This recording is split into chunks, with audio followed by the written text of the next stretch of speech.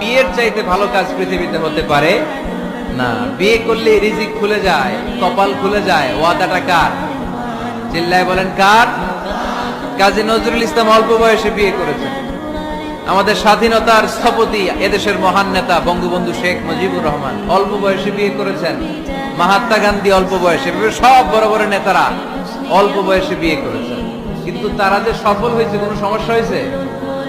কথা কয় না। আমাদের স্বাধীনতার স্থপতি বঙ্গবন্ধু শেখ মুজিবুর রহমান, উনি সফল না ব্যর্থ?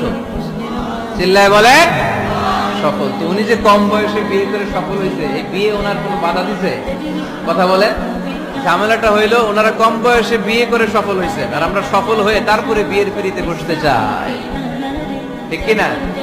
সফলতার কোনো শর্টকাট নাই। বিয়ে করেন, সফল বানাই দিবে কে? এজন্য বিয়ে করতে রাজি আছেন তো সবাই? সবাই রাজি?